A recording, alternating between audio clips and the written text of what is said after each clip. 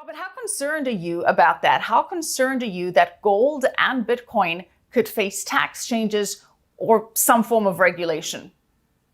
It's a very serious concern. I mean, as we're talking, Michelle, I just got a letter from my bank. They want to take my savings.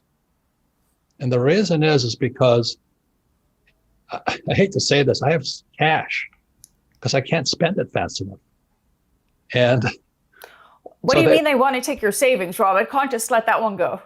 no, they said, I got this stupid letter. I just talked to my wife about it. She said, what are they saying to us?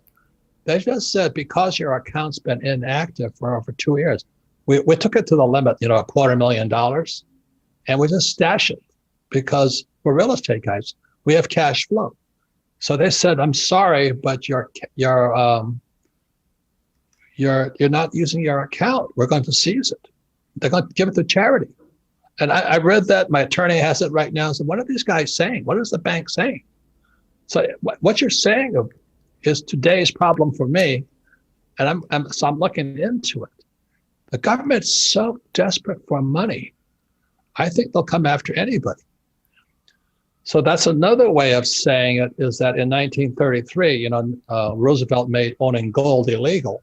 This is why when I bought gold in Vietnam in 73, I had to smuggle it in, the Kruger end. Wasn't hard to do, but I smuggled it in.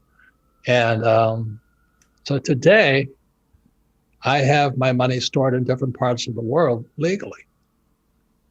I don't do anything illegal. I make sure all the contracts are signed and everything's legal and all this. But what you're talking about is a very, very serious concern amongst the affluent. And the reason for that, Michelle, is because the poverty in America is going up. The more they print money, the more poor people we produce. And that's why Biden, and I'm not blaming Biden, but all these people, like people who believe in giving people fish, we're just creating more poor people. My friends cannot find helpers, cannot find workers, because they say, you can't pay us enough. So we're paying people not to work. And it's getting harder and harder for the entrepreneur to hire people. If that's not communism, I don't know what is. That's Marxism. So that's why I showed you those signs. What Marx says is, the one sure way to kill capitalism is taxes, taxes, and more taxes. And Lenin said, the best way to kill capitalism is to debauch the currency. Well, that's what we're doing today. So that's why for all these years, I've been a fan of Kitco. It's because you guys spread the news.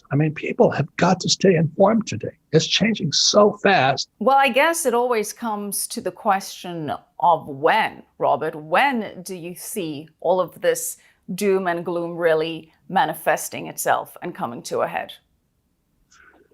Well, it's here. I hate to tell you that.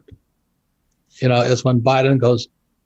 Do you remember back when 2008 or something, they had TARP, it was 700 billion. But when's it going to be 7 trillion?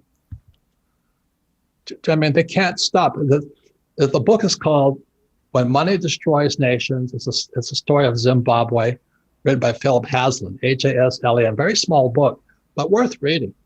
But in the 7 falls, once you start jumping, you can't stop. And America cannot stop jumping right now. So I don't care if you own peanuts. It's better than owning dollars. Peanuts have more value than dollars. You know what I mean?